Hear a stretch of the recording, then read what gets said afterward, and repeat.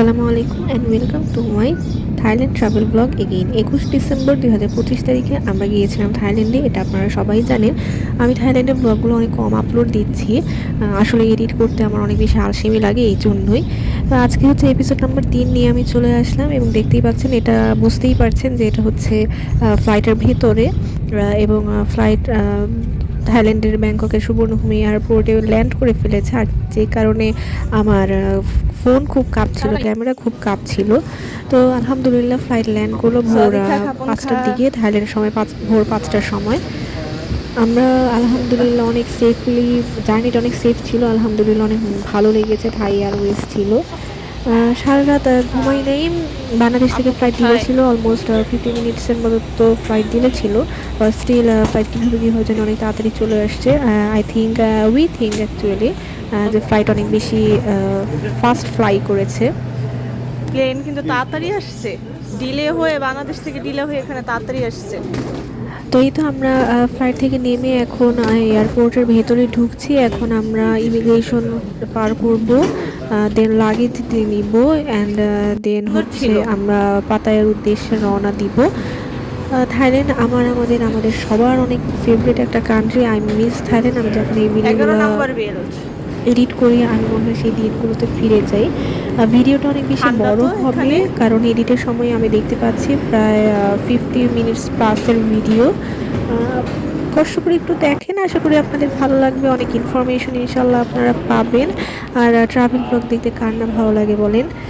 এই তো সুবর্ণভূমি এয়ারপোর্টের ভেতরে আমি কিছু ক্লিপস নিচ্ছিলাম এবং আমি তখন কিন্তু অনেক বেশি টায়ার্ড ছিলাম, কারণ সারা রাত তো ঘুমাইনি, সারা রাত এয়ারপোর্টে কাটিয়েছি, বাংলাদেশ এয়ারপোর্টে কাটিয়েছি, দেন ফ্লাইটে।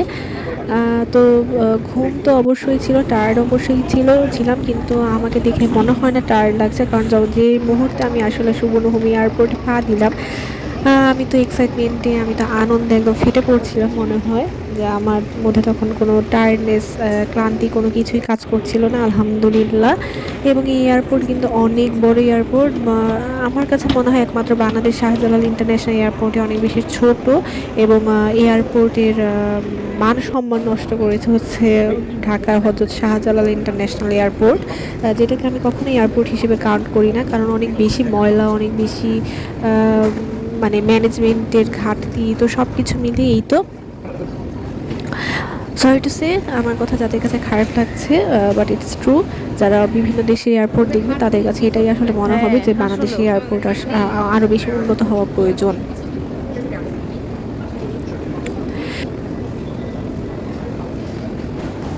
বলি ওদের এত বড় এয়ারপোর্ট, ঢুকলেই ফ্রি ওয়াইফাই, আর বাংলাদেশে একটু একটা এয়ারপোর্ট হয়ে ওয়াইফাই দেয় না, মানে চূড়ান্ত লেভেলের ফকিরাপানা করে বাংলাদেশ।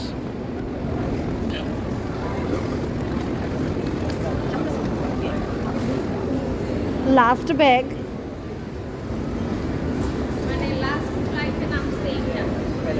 আমাদের ব্যাগ নামানো। তো আমরা ইমিগ্রেশন পার করে এখন আমরা লাগেজ বেল্টে আসলাম, এবং লাগেজ বেল্টে এসে দেখি আমাদের 11 নম্বর বেল্ট ছিল, যে আমাদের সমস্ত লাগেজ নামানো। মানে আমরা লাগেজ বেল্ট আসতে আসতে হচ্ছে আমাদের লাগেজ সব নামানো হয়ে গিয়েছে, ওরাই নামিয়ে রেখে দিয়েছে। সো দেখেন কত বড় এয়ারপোর্ট, যে আমরা জাস্ট লাগেজ বেল্ট আসলাম এবং এসে দেখি আমাদের লাগেজ নামানো, অনেক আগেই লাগেজগুলো নামিয়ে ফেলা হয়েছিল। আর বাংলাদেশ এয়ারপোর্ট সম্পর্কে আমি কেন এই খারাপ কথাগুলো বললাম, এগুলো আপনারা থাইল্যান্ড ট্রাভেল ব্লগের লাস্ট এপিসোডে ইনশাল্লাহ দেখতে পারবেন। যে আমরা হচ্ছে সুবর্ণভূমি এয়ারপোর্টে ইমিগ্রেশন এগুলো পার করে যখন লাগেজ বেল্টে আসছে, তখন দেখি যে আর কোনো লাগেজ নাই, সবার লাগেজ নামানো। আর একই সাথে বাংলাদেশি এয়ারপোর্টে কী ফেস করেছে সেটা ইনশাল্লাহ তখন দেখতে পারবেন। তো আমরা হচ্ছে সমস্ত কিছু নিয়ে, লাগেজ টাগেজ নিয়ে হচ্ছে আমরা এখন এয়ারপোর্ট থেকে বের হয়ে যাচ্ছি। আমাদের গাড়ি ছিল মাইক্রো, বাংলাদেশ থেকে ঠিক করে রাখা ছিল। দেন হচ্ছে আমরা মাইক্রো পর্যন্ত যাচ্ছি, জাস্ট এয়ারপোর্ট থেকে মাত্র বের হলাম, এখন আমরা মাইক্রোতে উঠবো। তো এখানে একটা ছোট্ট একটা ইনসিডেন্ট হয়েছে, এই যে আমাদের রাস্তা পার হচ্ছে এই সময়।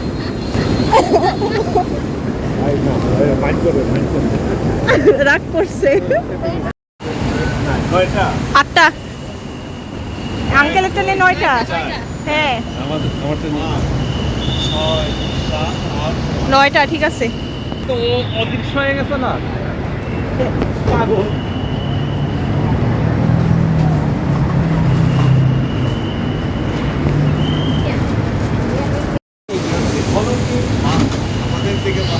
লাইটিং। আর হওয়ার চেষ্টা করলাম না, দেখি এই ঢুকি। ওর কাছ থেকে শোনো, আমি কিছুই দেখি না। ও বলছে আসো, বাস কয়েক ইঞ্চি বেশি ঢুকাইলো, পরে বাসের কারণে ও অদৃশ্য হয়ে গেছে, বাসও দাঁড়ায় আছে, আমিও দাঁড়ায় আছি, ওইখান থেকে বলতে জায়গা হবে। সব একসাথে ঢুকতেছে কেন? অনেক জায়গা তো। যাও। সব একসাথে ঢুকতেছে কেন মানে? থাইল্যান্ডের সেই চিরচেনা মাইক্রো। থাইল্যান্ড আঙ্কেল ইয়ে বসবে না ওই সামনে। আমি ঘুমাইতে ঘুমাইতে চাই। থাইল্যান্ডের সেই এটা কার? আমার আসে বসে না। ইয়েস।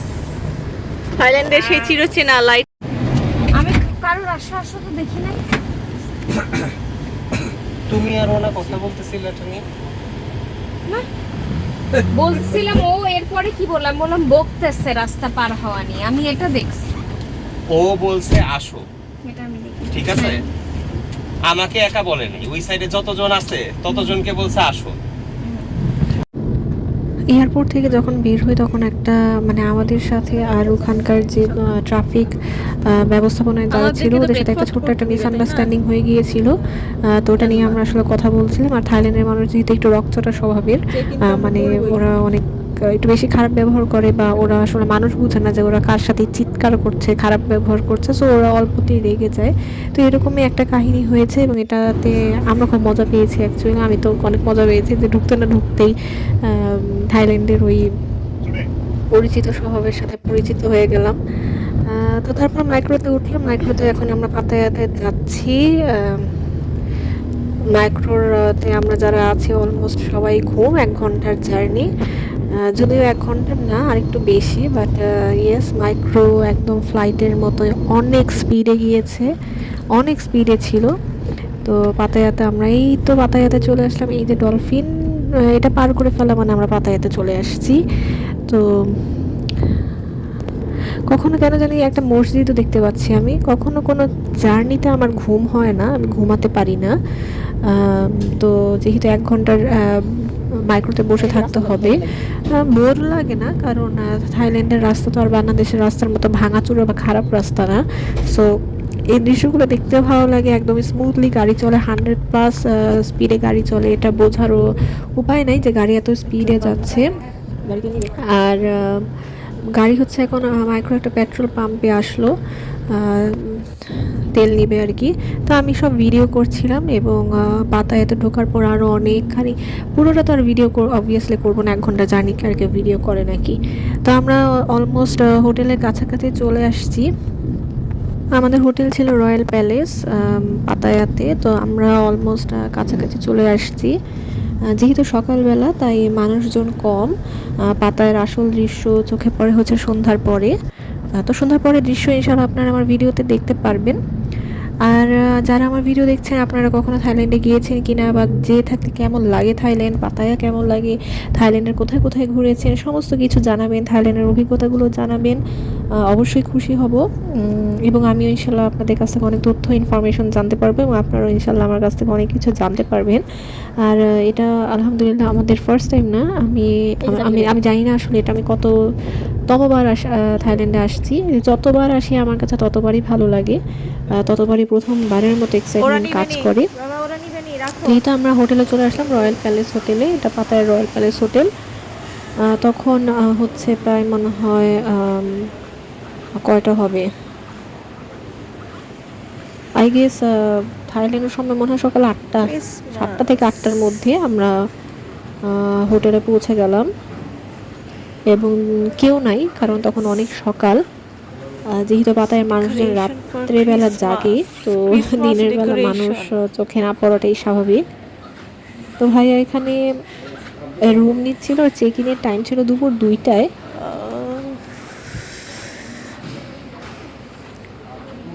সারা রাতের জার্নি শেষ করে শুকর আলহামদুলিল্লাহ পৌঁছে গেলাম চিরচেনা রয়্যাল প্লাজা। এই হোটেলে আরো আগেই ছিলাম। That's really very beautiful. বাংলাদেশে এখন যতটাই ঠান্ডা, থাইল্যান্ডে কখনোই ঠান্ডা পড়ে না। সো মানে কি বলবো, সানি ডে,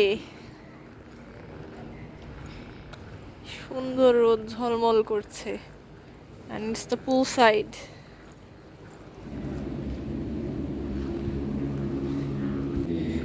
এত মানে ফাস্ট ফাস্ট আলহামদুলিল্লাহ চলে আসছি যে কি বলবো। ফ্লাইট বাংলাদেশ থেকে ডিলে ছিল, স্টিল অনেক জলদি চলে আসছি, টাইমের আগেই চলে এসেছি। ডাইনিং রুম, এতক্ষণ হচ্ছে এয়ারপোর্ট থেকে এখানে ব্রেকফাস্ট হয়। এয়ারপোর্ট থেকে পাতায়াতে আসলাম, গাড়ি 100+ চলেছে আশা করি, অনেক স্পিডে ছিল। এটা হচ্ছে আমাদের পাতায়ার পুল সাইড, আমরা যে হোটেলে উঠেছি সেটা পুল সাইড। বাংলাদেশে এখন আই গেস অনেক ঠান্ডা, কারণ গতকালকে বাংলাদেশে ঠান্ডা ছিল, কিন্তু পাতায়াতে কিন্তু ভালোই রোদ। থাইল্যান্ডে কখনো শীত পড়ে বলে আমি জানি না, পাতায়াতে অনেক বেশি মানে অনেক বেশি না, ভালো ভালো লাগছে আমার, সানি ওয়েদার। এটা হচ্ছে আমাদের হোটেল।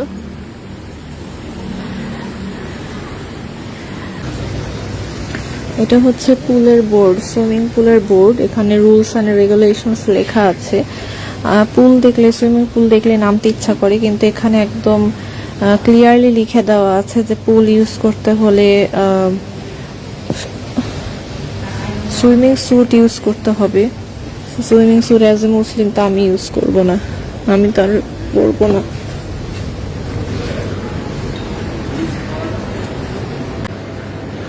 আর এটা একটা হোটেলের এমনি একটা দোকান বলা যায়।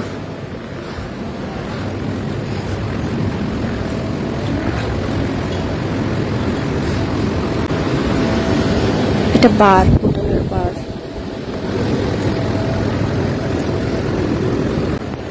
দেখি একটু বাইরে যাই।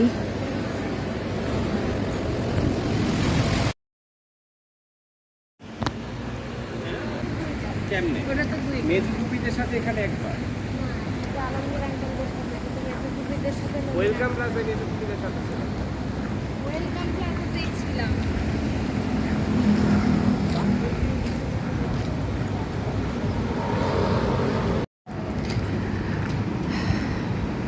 যেহেতু 2টার সময় চেক ইন হোটেলের, এখন বাজে মাত্র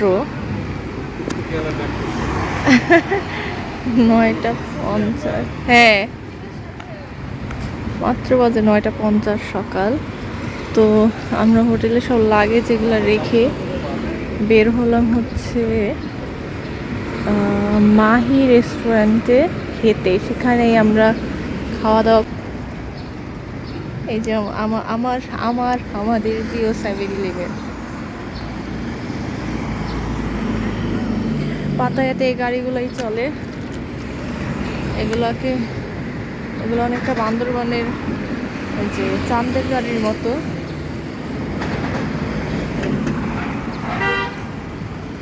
আমার পছন্দের কান্ট্রি থাইল্যান্ড।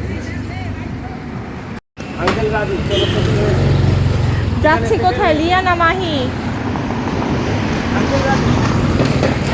এটা হচ্ছে পাতায়ার সকালবেলার ভিউ। এই পাতায়া কিভাবে সন্ধ্যার সময় চেঞ্জ হয়ে যায়।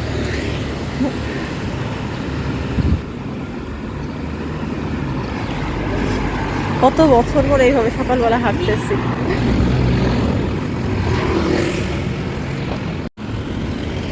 এটা হচ্ছে ওয়েলকাম প্লাজা হোটেল সামনেই। আমরা যখন ফার্স্ট টাইম পাতায়াতে আসি তখন এই ওয়েলকাম প্লাজাতে উঠেছিলাম।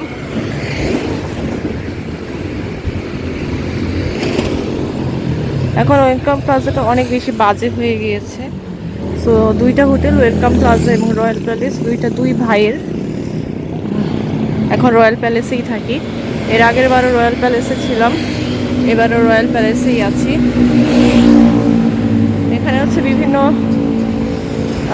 এই গলিতে বিভিন্ন হচ্ছে রেস্টুরেন্ট আছে, ইন্ডিয়ান রেস্টুরেন্ট, বাংলাদেশিও আছে। মাসাজ সেন্টার অবভিয়াসলি থাকবে, বিকজ ইটস পাতায়া। এবং এই যে এই গাড়িগুলো যেগুলো বান্দরবনে চাঁদের গাড়ি হিসেবে পরিচিত, বান্দরবন কক্সবাজার, এগুলোই হচ্ছে পাতায়াতে চলে। এগুলোকে টুকটুক বলা হয়, যদিও রিয়েল টুকটুক ব্যাংককে ইনশাল্লাহ দেখাবো। এখন সকাল বলে তাও লোকজন অনেকটা কম, দোকানপাট খোলা, বাট তাও লোকজন কম। কিন্তু যখন এটা সন্ধ্যা হয়ে যাবে তখন দেখবেন যে সন্ধ্যার পাতায় এক্স্যাক্টলি কেমন। মানুষ পাতায়া বলতে যা বোঝায় সন্ধ্যায় সেই রূপ ধারণ করে। ওই যে সামনে সমুদ্র। আমরা এখন ব্রেকফাস্ট করতে বের হয়েছি, সকালের ব্রেকফাস্ট করব। সামনেই সমুদ্র। আমরা জাস্ট হোটেল থেকে আমাদের এখানে হাঁটা পথ, আমাদের সেই চির চেনা জায়গা, পরিচিত জায়গা। আমার এত ভালো লাগছে আলহামদুলিল্লাহ যে আমি আসলে বলে বোঝাতে পারবো না। সারা গেস্ট হাউস অ্যান্ড রেস্টুরেন্ট, এটার নাম আগে ছিল লিয়া রেস্টুরেন্ট, এখন মনে হয় মালিকানা চেঞ্জ হয়েছে। সো আমরা যাচ্ছি সামনে মাহি রেস্টুরেন্টে। এখানে মুদ্রা হয় রাতে বেলা।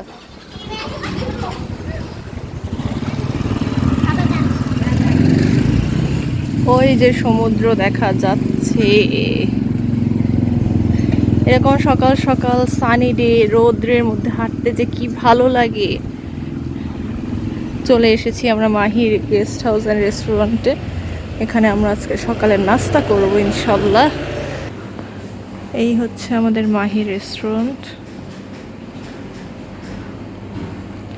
আমাদের চিরচেনা পরিচিত রেস্টুরেন্ট।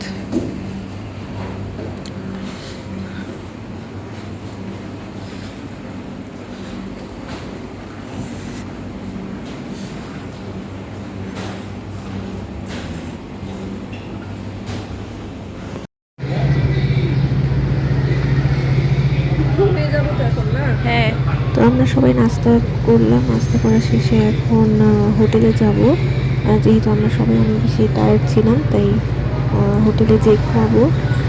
তো হোটেলে যেতে যেতে আমি এই কিছু ফুটেজ আমি নিচ্ছিলাম।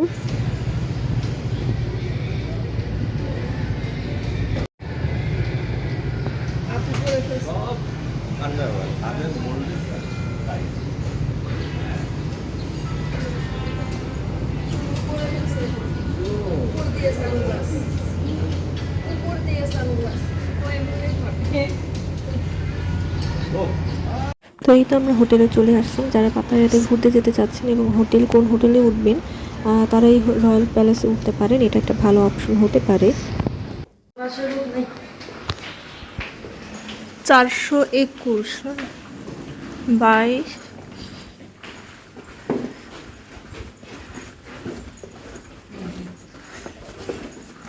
এই যে 421।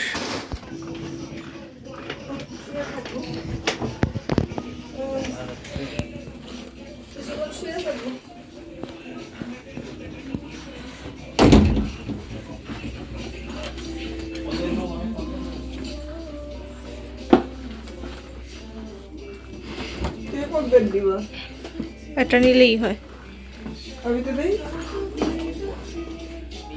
একটা ডাবল বেড রুম ছিল, যেহেতু আমরা 3 জন, তাই আমরা একটা এক্সট্রা বেড নিয়েছিলাম। এক্সট্রা বেডের জন্য পে করতে হয়।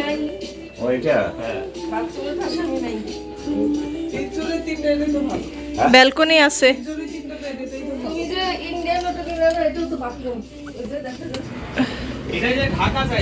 আরে আমি রুম চেঞ্জ করবই না,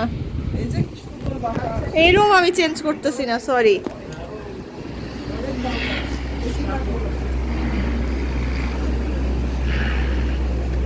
আমাদের রুমের সাথে এই বড় একটা ব্যালকনি ছিল এবং এটার ভিউ তো দেখতেই পাচ্ছেন কি সুন্দর একটা ভিউ, পুরাই হোটেলের ফ্রন্ট সাইড। এবং রুমটা বিশাল বড় রুম, 3টা বেড, একটা বেড আমি আগেই বলেছি এক্সট্রা পে করতে হয়েছে। অনেক বড় রুম, অনেক সুন্দর একটা রুম। কমপ্লিমেন্টারি এখানে হচ্ছে টি কফি এগুলো দেওয়া আছে, সাথে একটা ছোট ফ্রিজও আছে যদি কারো কাজে লাগে। ওয়াশরুমটা অনেক ভালো। সো সব দিক থেকে রয়্যাল প্যালেস একটা ভালো হোটেল, এবং আমি সাজেস্ট করতে পারি এই হোটেলটা। আমি সাজেস্ট করতে পারি এই হোটেলটি সবাইকে, যে আপনারা যদি কখনো পাতায়াতে যান থাকতে পারেন। এরপরে রেস্ট নিলাম মানে ঘুমালাম।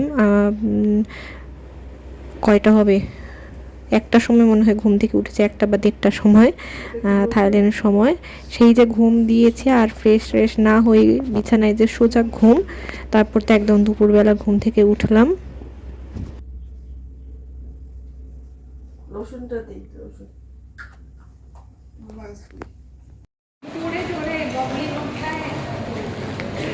যে বলে যে সকল জামা আমি বাংলাদেশে পড়তে পারি না, এই জন্যই আমি বিদেশ এত পছন্দ করি। তারপর ফ্রেশ হয়ে রেডি হয়ে ক্রিসমাসের বের জন্য হতে হতে সাজানো। অলমোস্ট সন্ধ্যায় হয়ে আমাদেরকে গিফট গিয়েছে। দিবে না, আমরা আমরা টুরিস্ট বের না। হলাম, বাইরে অনেক সুন্দর বাতাস ছিল। ওয়েদারটা খুব সুন্দর, বুঝছো? আঙ্কেলের দিক কই? আঙ্কেলের দিক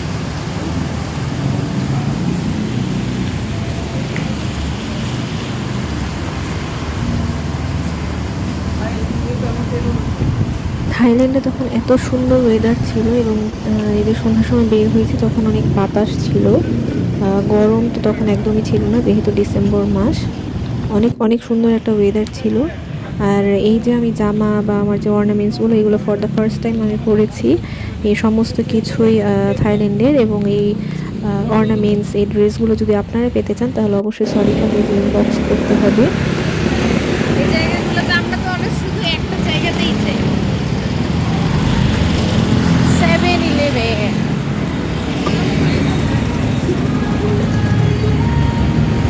আমরা হেঁটে হেঁটে যাচ্ছিলাম হোটেলের একদমই সামনে। আমি হোটেল থেকে বের হয়ে রাস্তার অপোজিটে বিলিভ ইট অর নট যে শপিং মলটা আছে সেখানে, বিলিভ ইট অর নট এটা একটা মূলত ব্র্যান্ডেড মার্কেট। এখানে এমনি আর কি ঘোরাঘুরির জন্য যাচ্ছিলাম।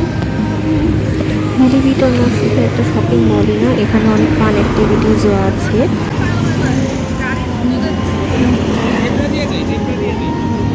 দেশের বাইরে কিন্তু আমরা জেব্রা ক্রসিং দিয়ে রাস্তা পার হই। জেব্রা ক্রসিংয়ের সামনে আসলে অটোমেটিকভাবে অন্যান্য সব গাড়ি স্টপ হয়ে যায় এবং আমরা রাস্তা পার হতে পারি। দেশের বাইরে আমরা খুব স্ট্রিক্টলি এই রুলস অ্যান্ড রেগুলেশনসগুলো পালন করতে আমরা বাধ্য থাকি, না হলে জরিমানা করতে হয়। এখনও আমাদের দেশে এগুলো হয় না। রাস্তার মধ্যে হচ্ছে ফুটওভারব্রিজ থাকলে সবাই ফুটওভারব্রিজের নিচ দিয়েই রাস্তা পার হয়। সো এই রুলস অ্যান্ড রেগুলেশনসগুলো যদি বাংলাদেশে স্ট্রিক্টলি পালন করা হয়, সো বাংলাদেশও ইনশাল্লাহ একদিন থাইল্যান্ড সিঙ্গাপুরের মতোই হয়ে যাবে। তো আমরা বিলিভ ইট নটে চলে আসলাম, জাস্ট রাস্তাটা ক্রস করলাম আর বিলিভ ইট নটে চলে আসলাম। এটা অনেক সুন্দর একটা মার্কেট। না, পরে অনেক ফান অ্যাক্টিভিটিস আছে। ফান অ্যাক্টিভিটিস বলতে হচ্ছে এখানে ভূতের একটা হরর কিছু একটা আছে, মানে এখানে ভূতের ভয় দেখা টিকিট কেটে যেতে হয়, ফ্রি না অবশ্যই। ক্রিসমাসের জন্য সাজানো।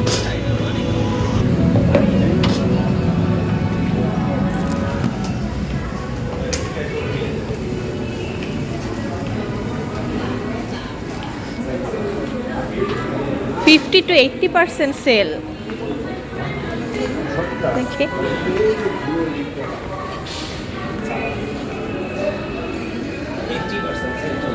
$50 to 80% সেল।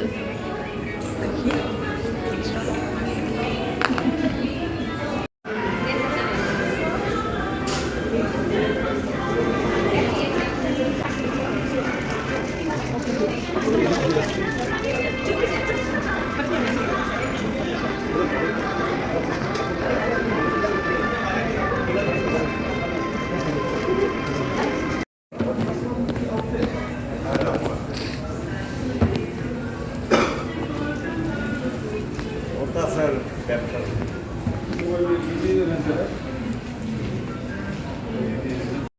না, এটা মনে হয় কি সাজানো এই মার্কেটে কিছু ইয়ারে গুচি, ব্লুম, শ্যানেল, প্রাডা। এগুলো হচ্ছে বিভিন্ন অ্যাপার্টমেন্ট। এখানে অ্যাপার্টমেন্টও সেল হয় এই শপিং মলে। এই অ্যাপার্টমেন্টগুলোর স্যাম্পল হিসেবে রাখা আছে, জাস্ট এগুলো দেখে অ্যাপার্টমেন্ট এখানে সেল করে। ব্যাপারটা up to খুব 50 ইন্টারেস্টিং। to 70% sell.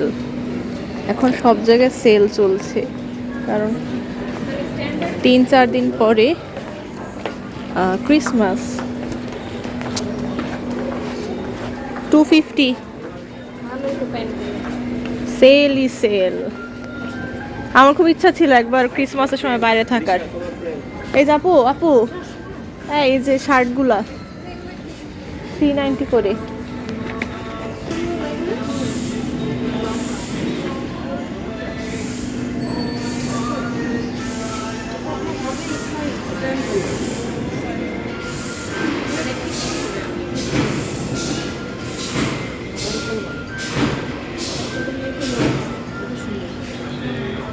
এটা মনে হচ্ছে তাও হবে সাইজ, একটু বড় আছে সাইজ, বড় size up to how much? और madame के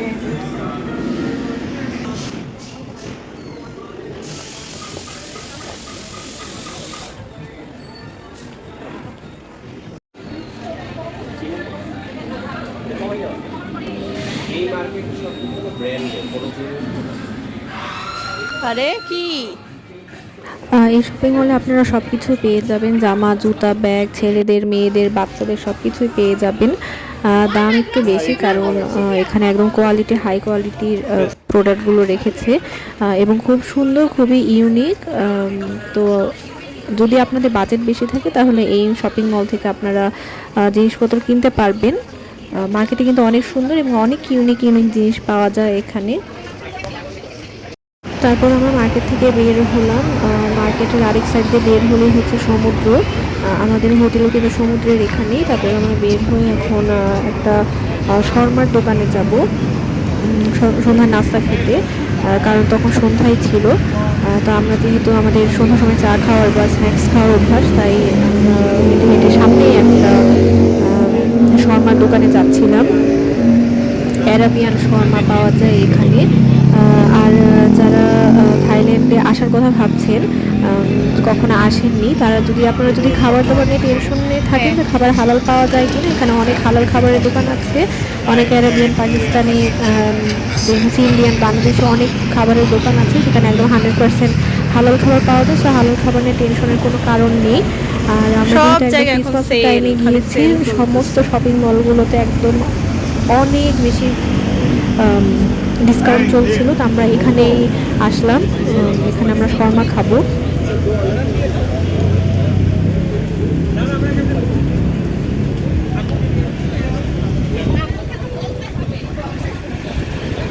বিফ আছে, চিকেন আছে।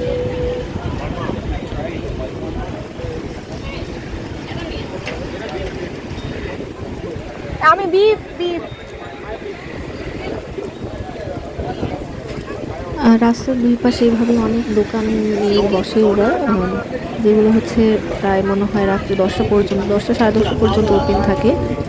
অনেক খাবার দোকান, রেস্টুরেন্ট, দেন হচ্ছে জামা কাপড়ের দোকান, বিভিন্ন সোভিনিরের দোকান। আমি দিনের বেলা ভিডিওতে বলছিলাম যে রাতে এই জায়গা চেঞ্জ হয়ে যাবে সন্ধ্যার সময়, এবং চেঞ্জ হয়ে গিয়েছে, জমজমাট হয়ে গিয়েছে। এটা হচ্ছে পুরোটা দোকান।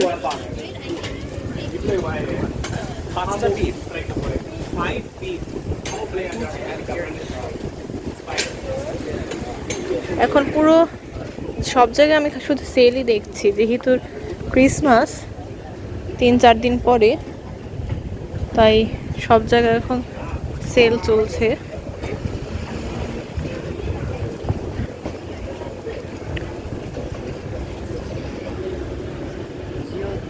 ছেলেদের শার্ট,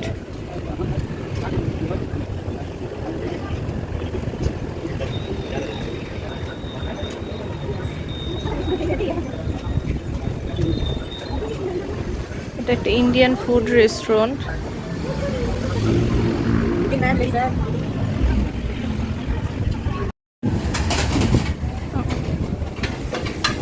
কি বাতাস! সামনে কিন্তু সমুদ্র, ওটা সমুদ্র।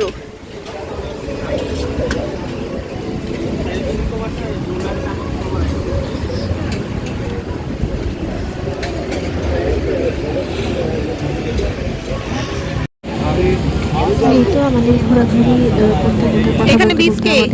আমরা যে শর্মাগুলো অর্ডার করেছি সবগুলো চলে আসছে। দুই রকম ছিল, একটা ছিল চিকেন, আমি বিফটা তুমি নিয়েছিলাম তোমরা এবং শর্মাগুলো নিঃসন্দেহে অনেক বেশি মজা ছিল। শর্মা দোকানটি আমি দেখিয়েছি, এক পাশে সমুদ্র আর এক পাশে এরকম খাবারের দোকান। এখানে আর এই সুন্দর ওয়েদারের মধ্যে এই শর্মা গুলো কিন্তু খেতে অনেক বেশি মজা লাগছিল। সত্যি এই যে খাবারগুলো বাংলাদেশি, অনেক এই যে অনেক বেশি বাংলাদেশি মজা। দোকান।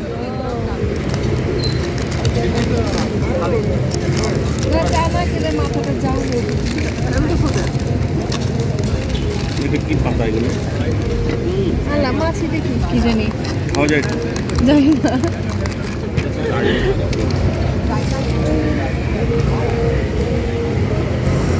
দেখি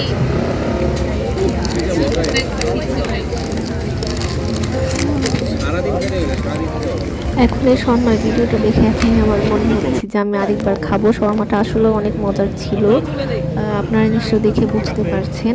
একদম মাংসে ভরা এবং অনেকটা ক্রিস্পি ছিল। আমরা যেমন বাংলাদেশে শর্মাগুলো যেরকম দেখি যে রুটিগুলো একটু নরম থাকে, এটা এই শর্মাটা একটু ডিফারেন্ট ছিল, ক্রিস্পি ছিল এবং মেয়োনিজ দেন সস এগুলো টেবিলের উপরে রাখা ছিল। সো সব মিলিয়ে খেতে কিন্তু অনেক অনেক বেশি মজা ছিল। এই ভিডিও এডিট করতে গিয়ে এখন আমার মনে হচ্ছে যে আই উইশ আমি আরও একবার এখন এই শর্মাটা খেতে পারতাম।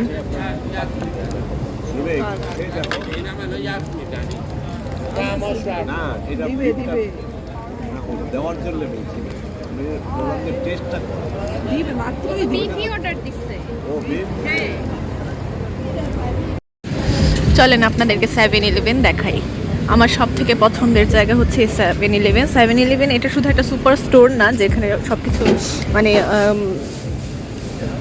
এই ধরনের কিছু পাওয়া যায়। দেখেন এখানে কি নাই, এখানে কেক, কফি, বার্গার, স্যান্ডউইচ সব কিছু আছে।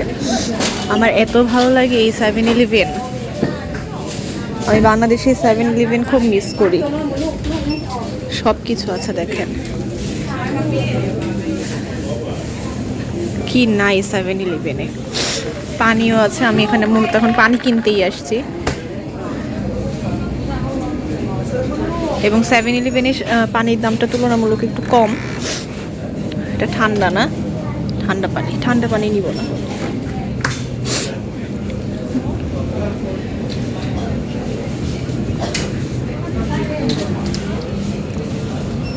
C one time plate, glass, mug সব কিছুই আছে। Everything is available here.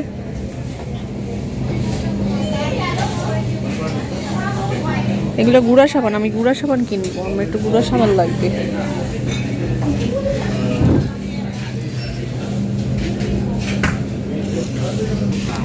এটা একটা নিচে গুঁড়া সাবান, এখানে হচ্ছে নর্মাল ওয়াটার আছে। অনলি 7 বাট, 7 বাট করে।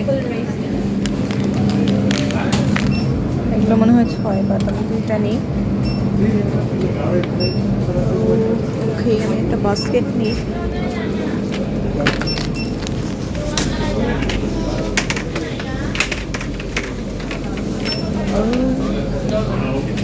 সো আমি এখানে হচ্ছে একটা হট কফি অর্ডার দিয়ে দিলাম। আমি বলেছি না 7-Eleven সব কিছু পাওয়া যায়, তো হট কফি অর্ডার দিলাম।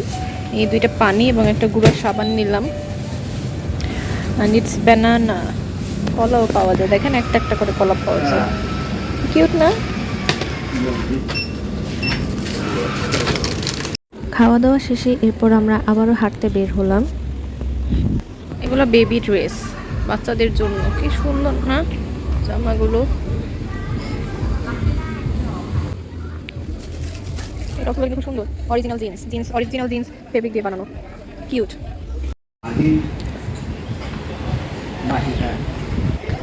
মেনু থেকে একটা মেনু দেখেন। আর দি ওনাকে জিজ্ঞেস করো সেন্ট্রাল কোথায় কয়টা পৌঁছে করতে। 10টা। ব্যাংককে তো শপিং মল 9টায় বন্ধ হয়ে যায়, 7টায়।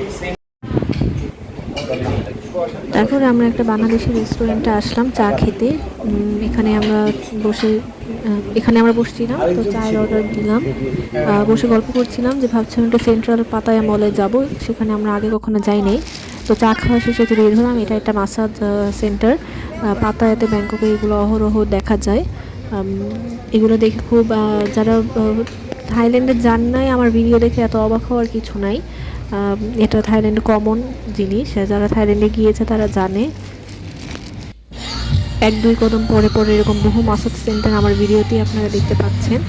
এবং যেহেতু রাত সন্ধ্যা পার হয়ে গিয়েছে, তো গান বাজনা তো চলছেই, দেখতে পাচ্ছেন এখানে ওপেন, এটা একটা ওপেন বার যেটা এগুলো আমাদের দেশেও এখন এগুলো একদম ওপেন না হলে আমাদের দেশেও তো চলে, আর থাইল্যান্ডও তো ওপেন চলবেই, এটা অবাক হওয়ার মতো কিছু না। অ্যান্ড দেন এটা কি আসলে আমি জানি না, পরে হয়তো আমরা ডিসকভার করতে পারলাম যে এখানে ওরা হয়তো ওদের মূর্তি বিক্রি করে, সামথিং লাইক দ্যাট, যেটা দেখতে একদম ভূতের জিনের বাসার মতো। এটা নিয়ে আমরা কথা বলছিলাম।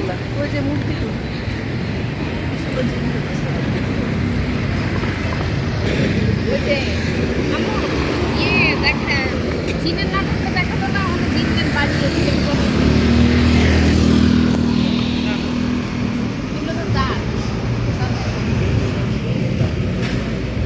থাইল্যান্ড ভালো লাগে কারণ থাইল্যান্ড অনেক বেশি হ্যাপিনিং একটা কান্ট্রি। এখানে একদম আমাদের দেশে যেমন সন্ধ্যার পর সব কিছু বন্ধ হয়ে যায়, আর এখানে সন্ধ্যার পরই সব কিছু ওপেন হয়। গান বাজনা চলছে, কালারফুল ট্রান্সপোর্টস, বিভিন্ন দোকান, বিভিন্ন ঘোরার জায়গা। সো অনেক ভালো লাগে এখানে। আর যে টাইমটাতে এবার আমরা গিয়েছি ক্রিসমাসের সময়, তখন তো ওয়েদারও অনেক সুন্দর ছিল। এবার তো আমার একদম দেশে আসতে ইচ্ছা করছিল না, যে এত সুন্দর ওয়েদার, এত সুন্দর হয়ে আছে। ফর দ্য ফার্স্ট টাইম যখন আমরা থাইল্যান্ডে যাই, একদম তখনকার মতো এবার ফিল হয়েছে।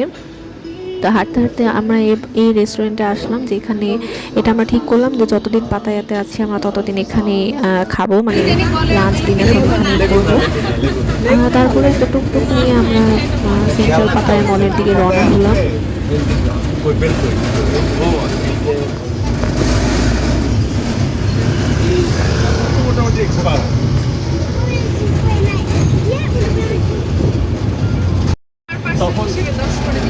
তখন কিন্তু পার পার্সন হিসেবে টাকা ছিল না। ও তখন হচ্ছে যার কাছ থেকে যেভাবে নিতে পারে। এখন ওটা পর্যটক বান্ধব এটা করতে বলতে গিয়ে হচ্ছে 7 বছর আগে। এই যে তো এই যে কোনো অসুবিধা নেই, আমার একটু থাকে। সেন্ট্রাল এইদিকে পড়বে, সরে যায়। হ্যাঁ এইটা তো ওয়ান ওয়ে, আর পুরো ওই দিক দিয়ে আসবে।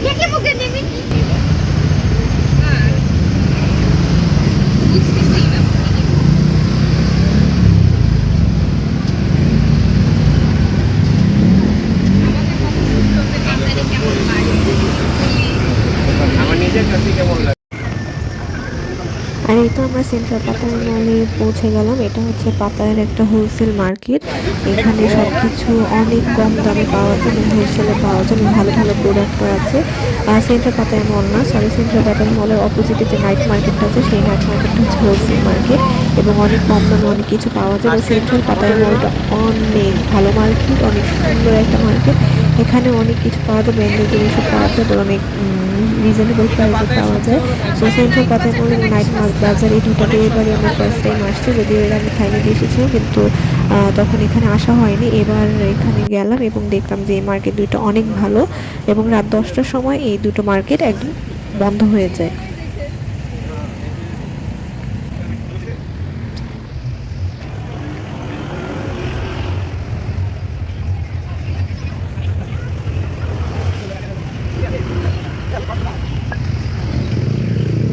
মার্কেটের বাইরে এই ফলগুলো বিক্রি করছিল। থাইল্যান্ডে এরকম রাস্তায় রাস্তায় এরকম ফল বিক্রি করে, একদম ফ্রেশ ফ্রুটস, যেগুলো আমরা সবসময় এগুলো খাই এবং অনেক ভালো লাগে, অনেক মজা লাগে খেতে। তো এগুলো নেওয়ার জন্যে আমরা এখানে দাঁড়ালাম। এখানে আম, আনারস, পেয়ারা, তরমুজ সব কিছুই পাওয়া যায়। এবং থাইল্যান্ডের যে কোনো ব্যাংককে, পাতায়া, সব জায়গাতেই এরকম রাস্তার মধ্যে ফলের দোকানগুলো থাকে, এবং তারাই কেটে দেয়, একদম সামনে দাঁড়িয়ে থাকলে ওরা কেটে দেয়, এবং খুব রিজনেবল প্রাইসেই পাওয়া যায়। যদিও এখন দামটা অনেক বেশি বেড়ে গিয়েছে, কিন্তু তারপর আসলে ফ্রেশ ফল তো আমরা আমাদের দেশে ওরকম পাই না।